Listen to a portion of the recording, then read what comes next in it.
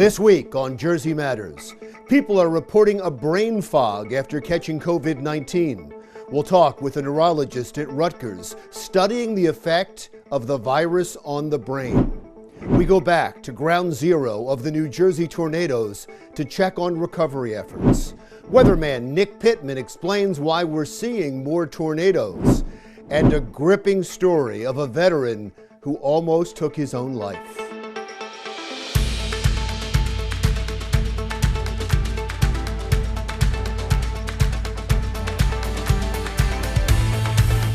Hello and welcome to Jersey Matters. I'm Larry Menti. A landmark research study on the effects of COVID-19 on the brain is just getting started in New Jersey at Rutgers University, and they are looking for volunteers. I spoke with the man running the study, Dr. William Hu, neurologist at Rutgers Robert Wood Johnson Medical School. Thank you so much for agreeing to do the interview. This is a fascinating topic. I have heard from people personally who have had COVID-19 and have reported memory loss afterwards. And this seems like it's happening to a lot of people, Doctor. I'm sure that's why you're doing this study. Yeah, we began a post-COVID recovery clinic at Rutgers soon after the first wave hit. And what we're realizing is that about half the people who recover from COVID have some sort of cognitive complaints, which people sometimes refer to as brain fog. But once we start breaking down what people mean, some people complain of just kind of a mental sluggishness or fatigue, like when you're having a fever, you just don't feel well.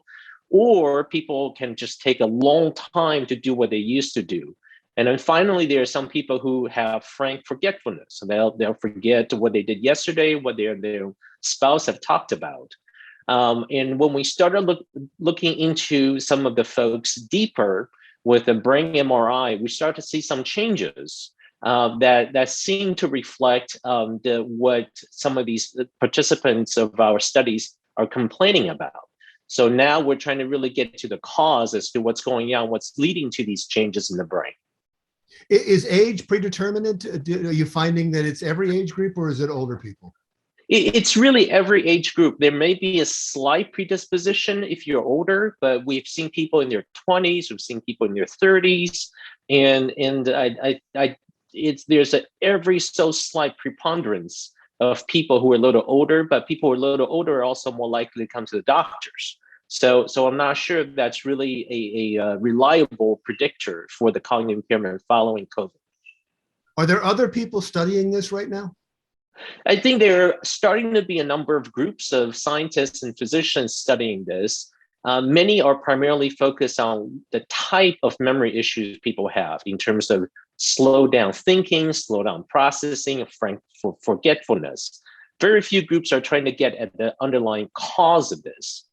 Because I'm a neurologist, we are able to access people's spinal fluid, which is in direct contact with the brain, to better understand what's happening in the brain. And with the assistance of our volunteers, I think we're getting closer every day to what is happening in the brain that's causing these memory and issues and brain fog symptoms. And I guess your hope would be, if you understand the cause, you can come up with a cure or at least a treatment. Yeah, that's our goal. And I think that a lot of what's happened with COVID has to do with inflammation. And that's one of the big areas that we're studying. One potential treatment, if you will, is really prevention. When somebody is sick with acute COVID, is there something we can do differently to reduce the risks of coming out on the other end with brain fog symptoms? And similarly, what we're also doing is following people 6 months, 12 months out from the initial symptoms to see whether some of these symptoms persist or whether they actually resolve on their own. And if there's anything we can do in the meantime to help them improve. No, it's funny. I was just going to ask you how long it lasts. So that's, you don't have a definitive answer on that yet? Yeah, we don't have a definitive answer. Certainly, I think this disease is still very new, even though it's been around for almost 2 years now. What we do notice is some people improve within 3 to 6 months, for others, the symptoms persist well past a year. 3 to 6 months is still a long time for brain fog, but not everybody gets it, right? Not everybody gets it. And I think that's what we want to understand in terms of why some people get it and why others don't. One of the early guesses that we had was that the more severe the disease you had, the more severe COVID you had, the more likely that you would develop the brain fog symptoms. That has turned out not to be true. It seems that people can have very mild COVID or sometimes even asymptomatic COVID, but then weeks to months later, they may experience the onset of brain fog symptoms along with other physical symptoms. And again, this disease is just so new that we're learning a lot about it from all the people who are willing to participate in studies. Well, congratulations. I know you applied for and got a grant so you could do this study. And it's wonderful that this is happening at Rutgers and in New Jersey. In many ways, the state's been in the forefront of research, and Rutgers has been too, into the effects of COVID-19. Are you looking for people still to take part in the study? Yes, we are. We are especially looking for people who had very mild COVID, who recovered and then have developed cognitive symptoms. And I think if folks are interested in contacting us, we have an email that you can reach out to, and it's memory411, like the number 411, memory411 at rutgers.edu.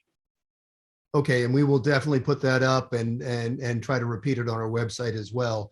Hopefully people will come to you for this study, and we can figure out what's going on, and most importantly, how you can relieve people of these symptoms. Thank you so much, Doctor. I really appreciate your time. And if you don't mind, would like to check back in with you when you're near the end of this study. Absolutely. Thank you for having me. Thank you. Neurologist William Hu at the Rutgers Robert Wood Johnson Medical School. By the way, Dr. Hu told me one of the things they're also studying is the possible connection between COVID-19 and early onset Alzheimer's or dementia. Still to come on Jersey Matters, a New Jersey advocate asking for your help in fighting the obesity epidemic. That's next.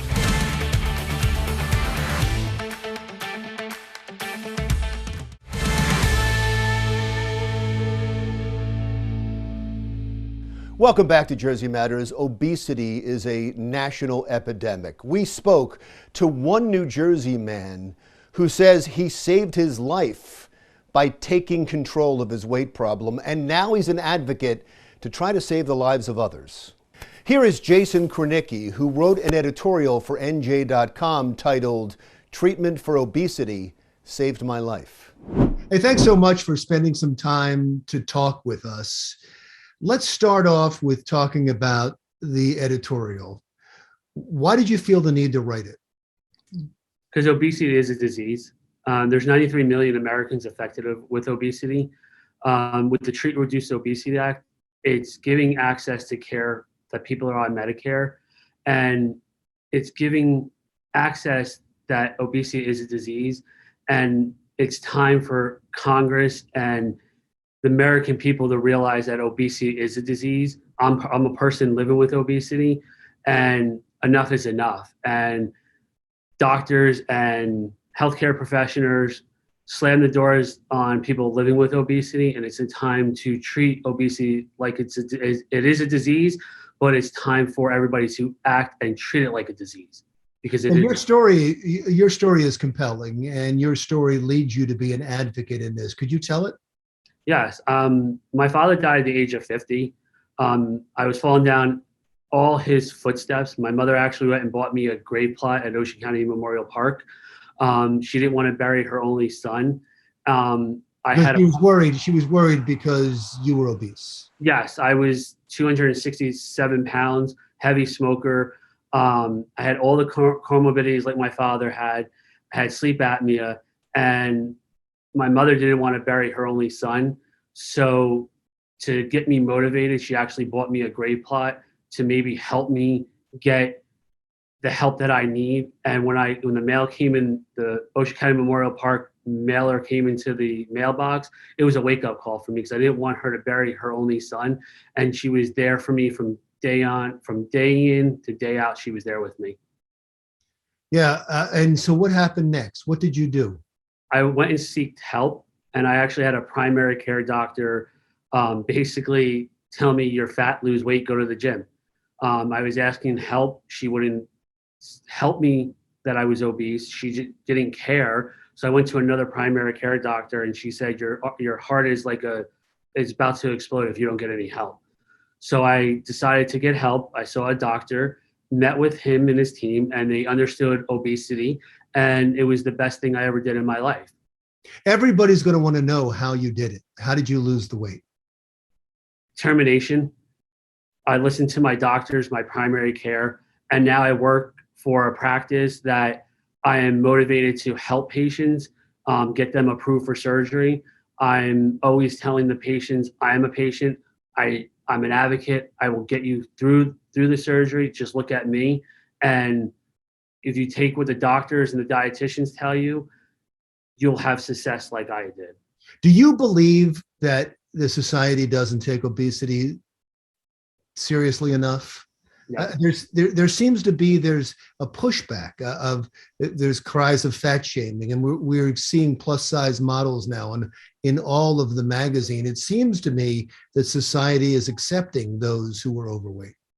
They are, but then you have the healthcare providers, and you have people that like to fat shame. I mean, I was fat shamed my whole entire life. Stop making fun of somebody that is obese, because we have feelings. And when you call somebody a fat whale and make fun of them, I've been called every name: fat whale, big boy, tease. I mean, I back when I was teased, I almost committed suicide, because it affects your emotions of people teasing you. Right. So talk about this legislation. Does it have any chance? We need Frank Pallone, Congressman Frank Pallone, he's the head of the Energy and Commerce Committee. It's been sitting in his committee for a couple, since they reintroduced it this past session. It needs to pass. It gives the people access to care. It would save Medicare money. Medicare is the big head honcho when it comes to healthcare. When Medicare changes their policy, then all the other insurance companies will follow suit. Like if there's medicine out there for people living with obesity that would be covered by Medicare if Medicare got out of the 1920s or 1930s and understood that obesity is a disease. They'll cover a patient that's diabetes on a medicine, but not for obesity. So right. And obesity, if you count it as a contributing factor to other diseases, it's probably the leading cause of death in the country. Yes, and I mean, if you look at COVID-19, people with obesity is a comorbidity with COVID-19, and people are dying with COVID-19 because of obesity. So I mean, Congress needs to act. I mean, I've met with Senator Cory Booker's office several times. We need him to back this legislation. We need Chris Smith. I met Chris Smith. We need all the New Jersey delegations to back this bill, and Congressman Pallone to push this through this year. How can people help? They can contact their congressman? They could contact their congressman, Frank Pallone, Chris Smith. They could also go on to Obesity Action Coalition that I'm also a member with, and you could push through the legislation through that. Anything helps. Congress needs to act now, because it needs to pass finally and gives the access to care to people living with obesity.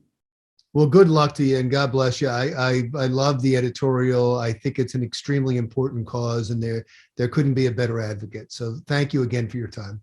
Thank you so much for having me. Jason Kranicki, advocate in the fight against obesity. Next on Jersey Matters. I'm Phil Anderson. Coming up on Jersey Matters, the cleanup continues here in Mullica Hill following that devastating tornado that touched down here 2.5 weeks ago.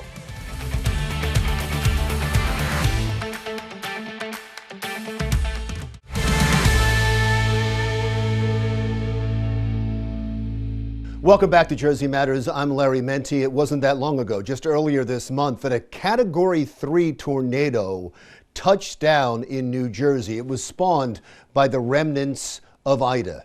Jersey Matters' Phil Andrews is now on the community's hardest hit with an update. Phil. Yeah, Larry, it's been a little over 2.5 weeks since that tornado touched down here in Mullica Hill, creating devastating damage, much like the house you see behind me, that has to be completely rebuilt. Now, I've been a journalist almost 3 decades and never have ever had to cover the aftermath of a tornado. But trust me when I tell you, what you see on television pales in comparison to what it actually looks like up close and in person. This scene is very horrifying. This is, you know, especially in our backyards, this is something we don't expect to see in South Jersey or anything of our communities. It's very, very heartbreaking. Just in shock, pretty much, as to how something like this could ever happen here. It's just, you almost don't believe it, you know. District Fire Chief Matt Cardale of Harrison Township was on the job the night of the tornado and the days following, and like many others, to this day, still can't believe what happened. Have you ever seen anything like this? Never in my life. When you showed up, obviously you're telling me there's other parts of this area that were hit just as bad, but when you saw this for the first time, what was your initial thought?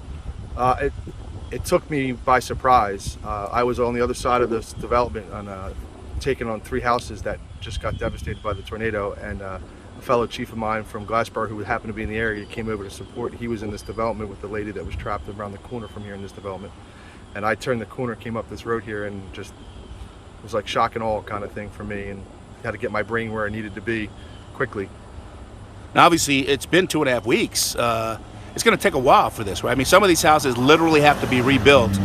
Others, the foundations and everything is still in place. But do you have a chance to talk to the people here to know what they're going through? So the first couple of days I spent with my mayor, Lou Manzo, and actually my wife. She was our aide that day, Colleen, and we drove around to everybody here at Josephine and Marvin, and then at Salvatore, and then the other outlining areas of Clems and Mullica Hill Road, and we spoke to every resident that's pretty much been affected to see where they were, see the things we can offer them. Now it's just a recovery. It's FEMA's in town. They have their disaster recovery center set up at the library, and they're out and about as well, meeting our residents along with the other 4 municipalities, Deptford, Winona, Woodbury Heights, and Mantua that have been affected. What's the process that people have to do, those people who are having a hard time? So you can go to the Gloucester County Library on Wolford Station Road, corner of Wolford and Main. There is a mobile unit there. You can start the registration process if you wish. They're also out in the neighborhoods. Also inside the library is now up and running is a disaster recovery center, which is the next step. And they have people in there to register you. They have the Small Business Association help you with some personal loans, low interest loans for residents who have tree removals that are exceeding $10,000, $20,000. That can help them pay for that, and then it's the process. So FEMA will take over after your homeowner's insurance is done, and FEMA will help you out there. And it's Monday through Friday, 7 a.m. to 7 p.m. It is 10 to 5 on Saturdays and 1 to 5 on Sundays. By the way, there is an upcoming fundraiser scheduled for this township, October 17th, for those whose homes were damaged. Now, if you're interested in helping out, log on to eventbrite.com and search for Together We Rebuild Harrison Strong. In Mullica Hill, for Jersey Matters, I'm Phil Andrews. All right, thank you, Phil. Next on Jersey Matters. A food pantry in Somerset County that feeds hundreds of people a week lost everything in flooding caused by Ida. Now they're asking for help. More on that story next.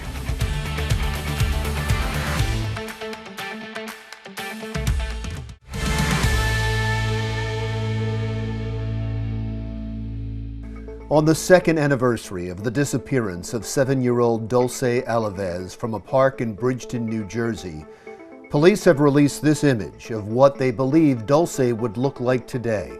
If you have any information, call 856-453-0485. Welcome back. The Feeding Hands Pantry in Somerset County fed thousands during the pandemic, and they are still doing so today despite losing everything in the floods caused by the remnants of Hurricane Ida.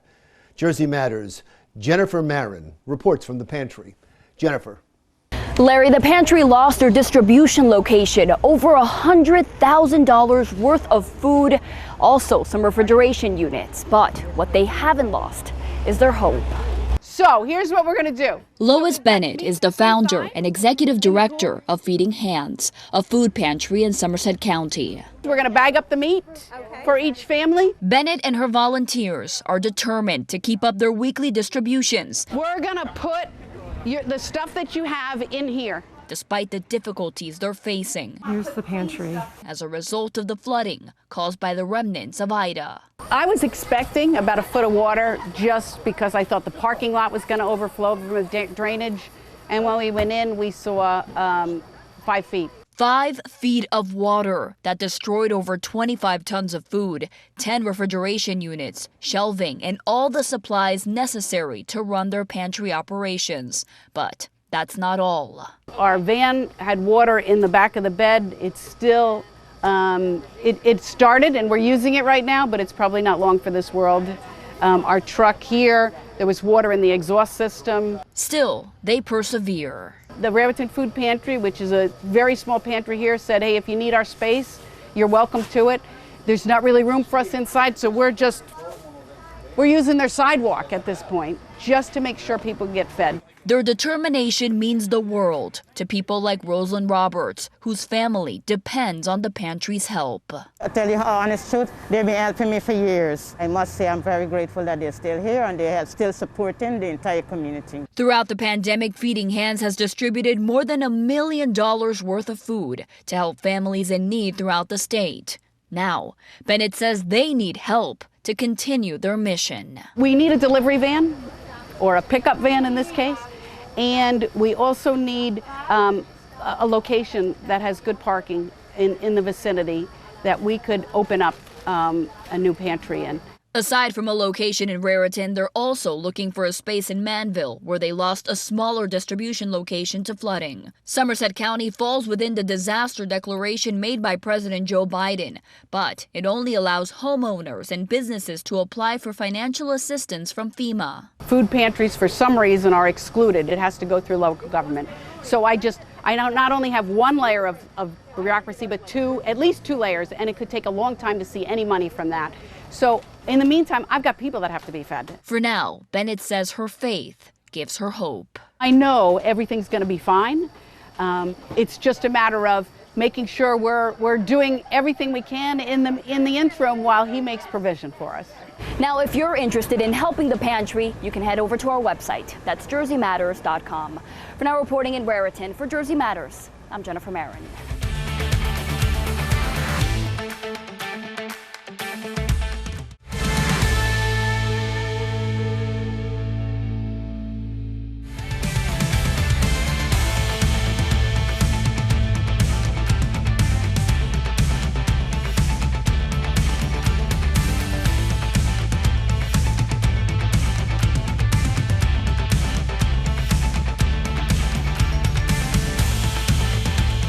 Welcome back to Jersey Matters. I'm Larry Menti. We continue our coverage now of the damage caused by the tornadoes and the historic rainfall caused by the remnants of Hurricane Ida coming to New Jersey.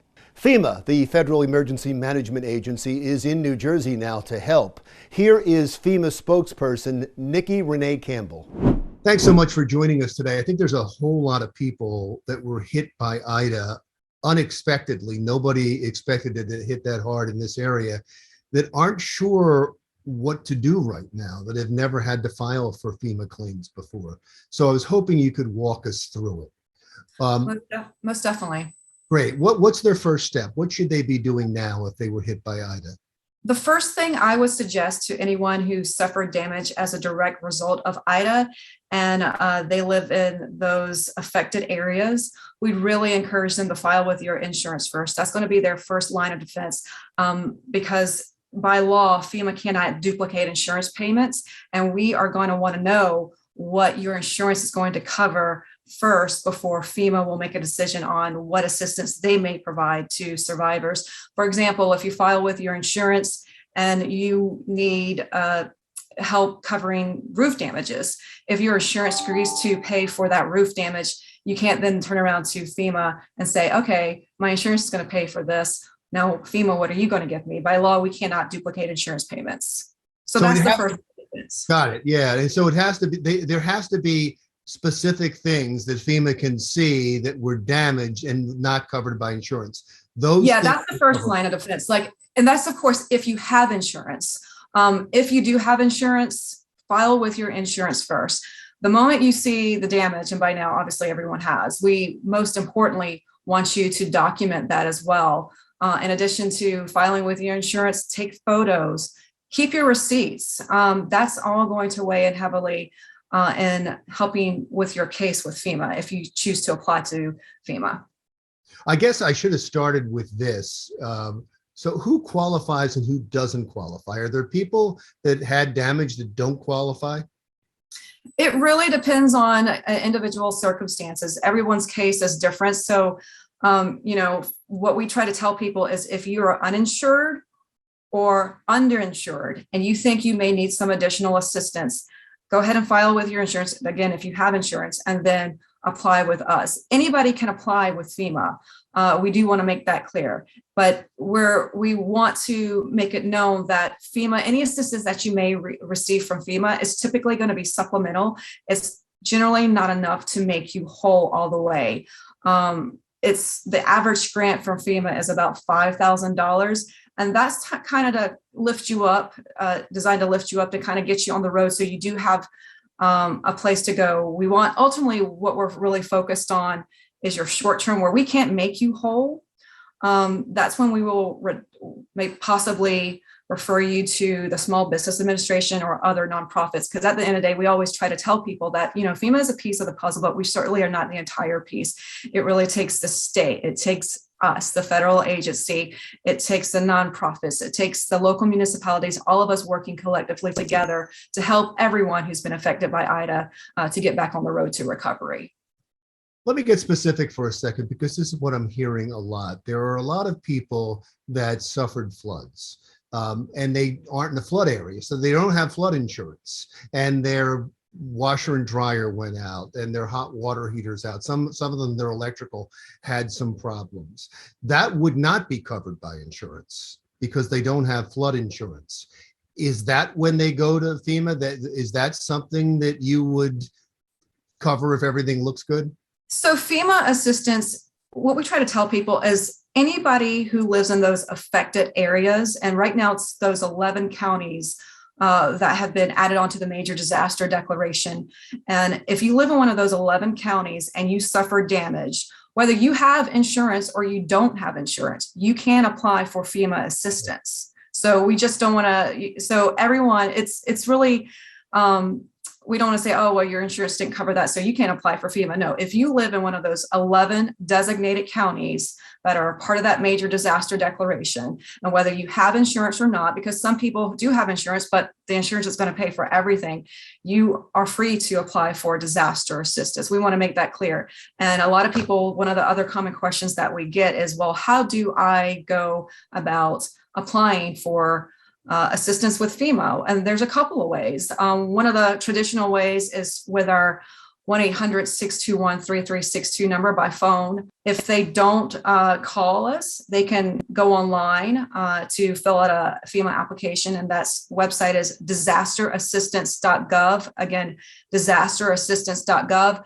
And what we're also doing, and what a lot of people prefer because they like that face-to-face interaction, we are slowly working with the state and the local municipalities to put what's called disaster recovery centers in the affected areas. And basically what you can do when these disaster recovery centers go up, you can go to a disaster recovery center and you can meet face-to-face with a FEMA rep, and they can help you register for disaster assistance. Or in some cases, if you've already applied for a disaster assistance, you can then get a status update on your application, get any questions answered regarding your case. And also we'll have other business partners there, like the Small Business Administration and sometimes nonprofits. And a lot of people really get confused when we say the SBA, because a lot of people say, well, I'm not a business owner. I don't care about the SBA.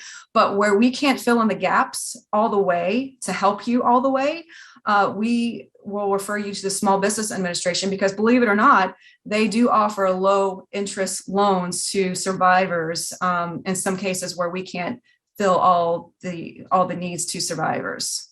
Is there a time limit on this? People need to do this as quickly as possible? Yeah, so we really encourage people, don't procrastinate, don't wait until the last minute. The deadline typically is 2 months after a major disaster declaration is declared in a state. It's so about 60 days.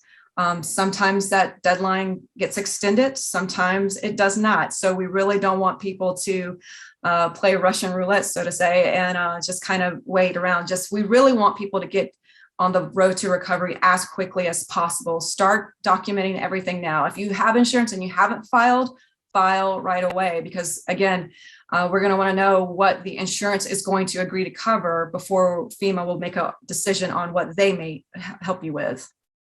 Right. And so it's interesting you say that, because I guess a lot of it depends on how quickly your insurance company acts. Because yeah, I know it's kind of a ripple effect. It does kind of hinge on what your insurance is going to pay, and then before you can turn around and turn to FEMA. So hopefully the sooner the better. So that's why we really encourage people get the ball rolling as quickly as possible. So file both at the same time. That's the key. You file FEMA and you file insurance. You have to hear from insurance first, but file FEMA right now. So 100. Is there a limited amount of money or no? To how much a person can receive from FEMA? How much is coming to, not to a person, but to New Jersey or to a person? Yes. It's hard to give a total number right now to New Jersey. I can tell you with individuals. So like I said earlier, the average grant is about $5,000. And so where we can't make you whole all the way, that's when we refer you to other agencies. And also, the most amount you could receive from FEMA, I don't have the exact number, but I know it's somewhere in the ballpark of a little over $30,000. But I don't often like to put that number out there because I want to manage expectations. That number, not a lot of people get that amount. Is typically the average grant is about $5,000 per person. Well, I'm glad you're involved. I mean, it was the emergency declaration was also important just so you could get involved, because there are other things that FEMA also bring to the area. So I think it's wonderful that you're here and you're being involved. When do you think those emergency centers will be open up so that people can go in person? So the disaster recovery centers, we already have several that's already opened. We had 3 that opened recently within the last few days. And I know the governor of New Jersey, he has put those out there, as well as some of the local municipalities. I know Gloucester County was one of the first. I can't think off the top of my head the other locations, but I know one opened up also in Mercer County today as well. And eventually we're going to have these disaster recovery centers in all the affected counties that have been part of the major disaster declaration. So there's 11 counties. So we're going to see at least 11 in those areas. And we encourage people to go out to these disaster recovery centers if they have any questions, or if they want to meet with a FEMA representative to get help with their application or check on the status of the application. At the end of the day, we're going to be here for a while. Obviously, recovery is never short-term. Unfortunately, it's always a bit of a long process. So we're going to be here for a while. Wonderful. Thank you so much for talking to us. And again, we're glad you're here. FEMA spokesperson Nikki Renee Campbell. When we come right back, we're going to check in with Nor'easter Nick to find out why we're getting such powerful tornadoes in the first place. That's next.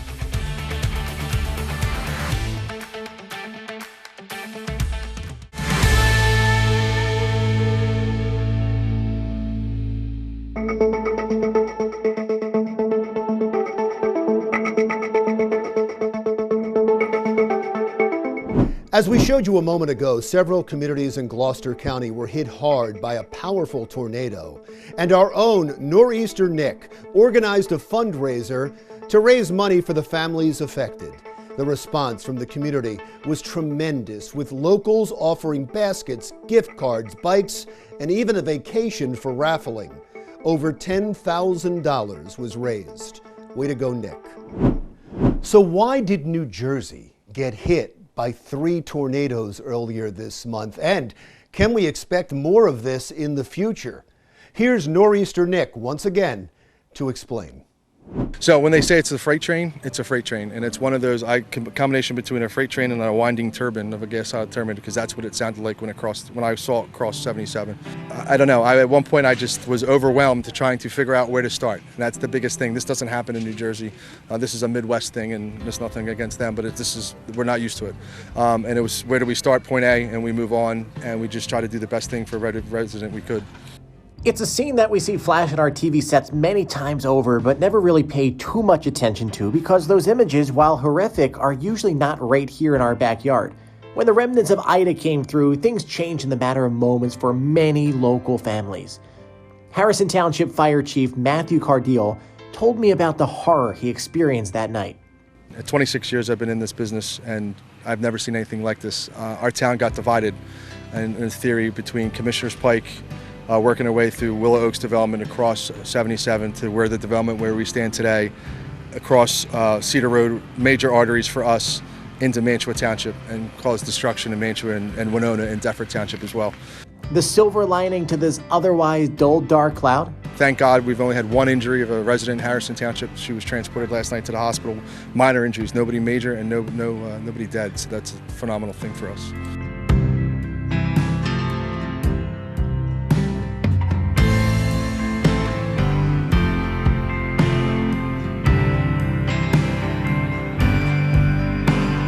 There were 3 confirmed tornadoes in our area on September 1st. Multiple reports of destruction exist from Salem to Mercer County.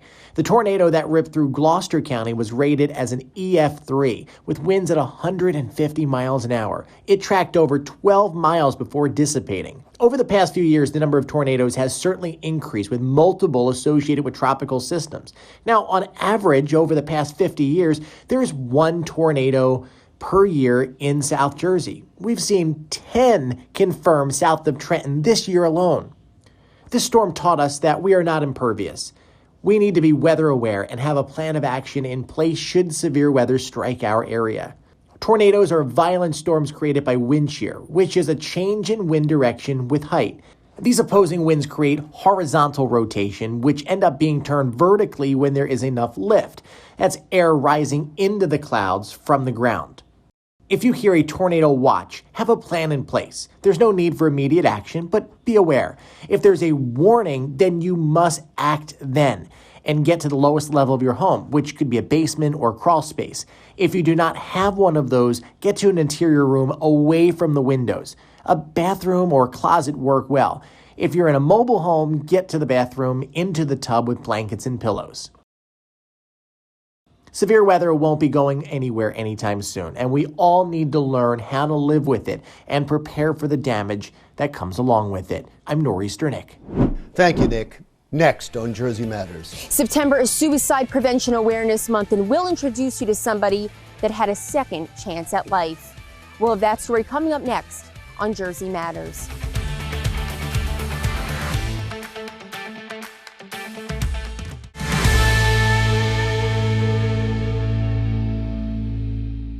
The annual See Here Now Festival in Asbury Park is back this year, but in order to attend, you'll need a negative test or proof of a full COVID-19 vaccination.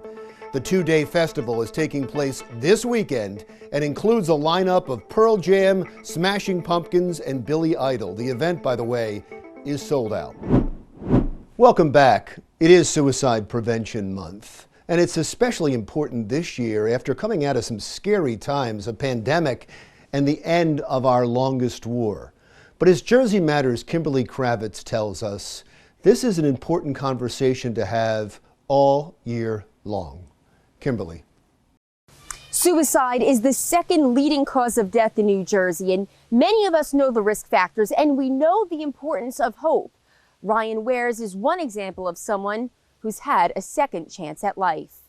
For the longest time, I kept it secret. I didn't want people to feel bad for me. I didn't want to be a burden on other people.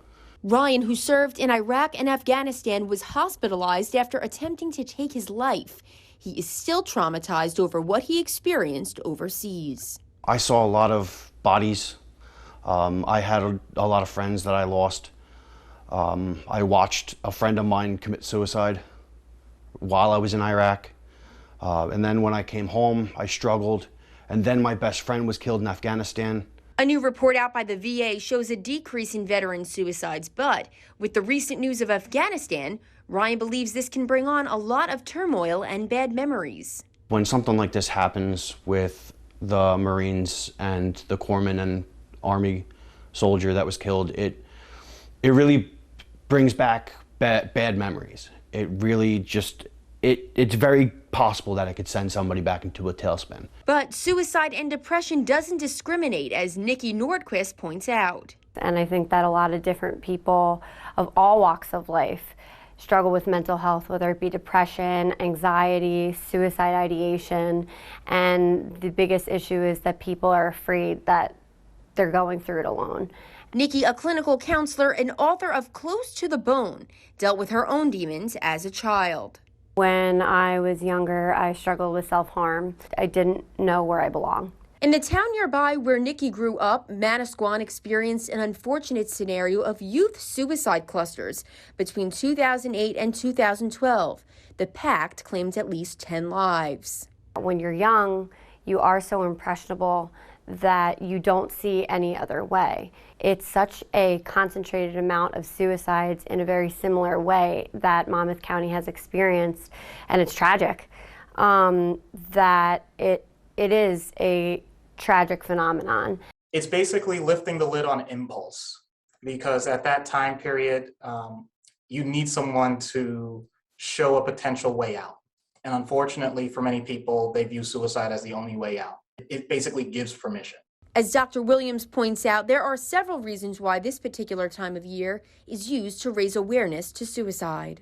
September is that transition from fall to, from summer to fall, and then we know the winter months for some people are a trigger. We know that transition points for people that are going through school or new occupations when the new year hit. There's always a time year-round where there is a risk factor, and we know that. So this is not something to just set and forget. This is something that we need to check in with each other, especially after the past year and a half. So if you are struggling and seeking help, you can call the New Jersey Suicide Prevention Hope Line at 1-855-654-6735.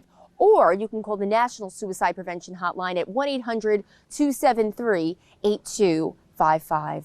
Reporting for Jersey Matters, I'm Kimberly Kravitz. Thank you, Kimberly. My commentary is next.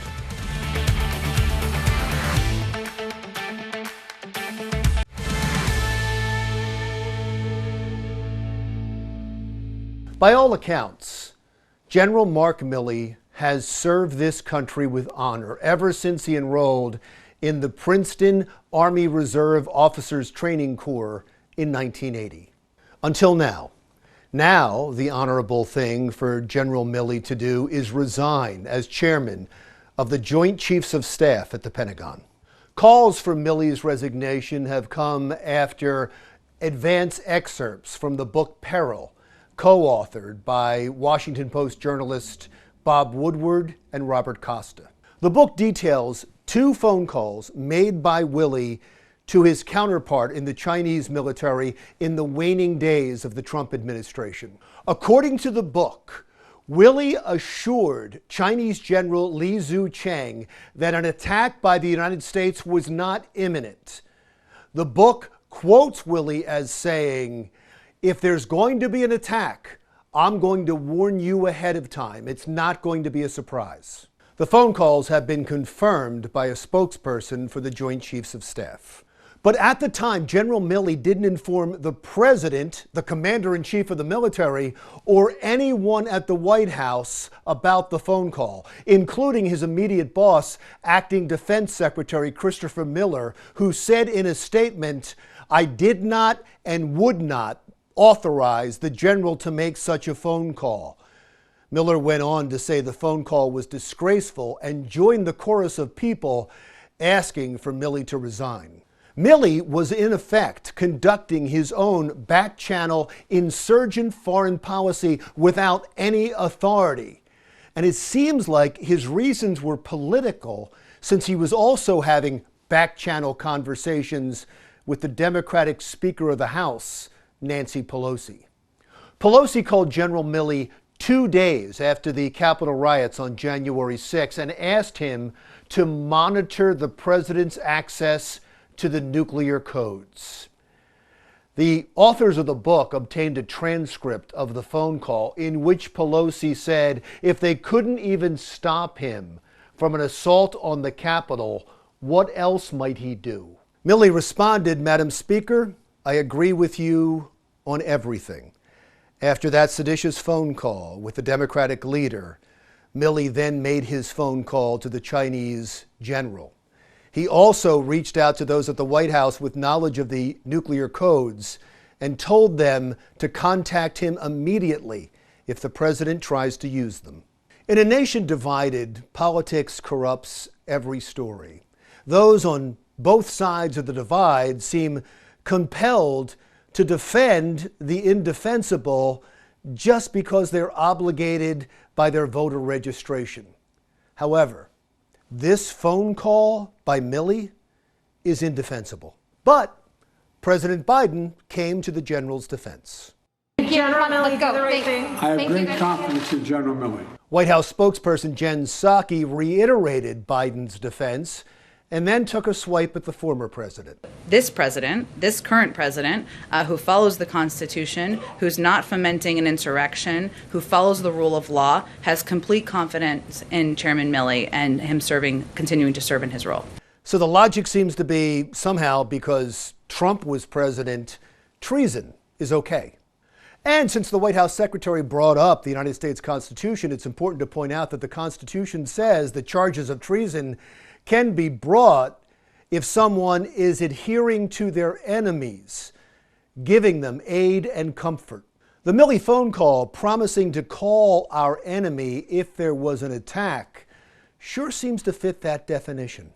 The most interesting opinion about the phone call comes from former Lieutenant Colonel Alexander Vindman. Vindman was a high-ranking military member of the National Security Council. Vindman testified against Donald Trump in the first impeachment proceedings. Trump, you'll remember, was impeached over a controversial phone call with the Ukraine president. Vindman is widely considered the whistleblower in that case. Vindman thought that phone call was wrong. He thinks the Milley phone call is wrong too. In a tweet, Vindman wrote, "If this is true, General Milley must resign. He usurped civilian authority. He broke the chain of command. And he violated the sacrosanct principle of civilian control over the military. It's an extremely dangerous precedent, one you can't walk away from." The full transcript of the phone calls must be released by the Pentagon. Congress must hold hearings and call General Milley to testify. General Milley must resign or be relieved of his duties. A court-martial or a trial for treason could follow. To be honest, I thought General Milley should resign after commanding the embarrassing debacle that was the withdrawal from Afghanistan. But now, after reportedly giving comfort to foreign enemies of the United States during a time of crisis and colluding with political enemies of the president, Milley has to go now. I'm Larry Menti. We'll talk again soon.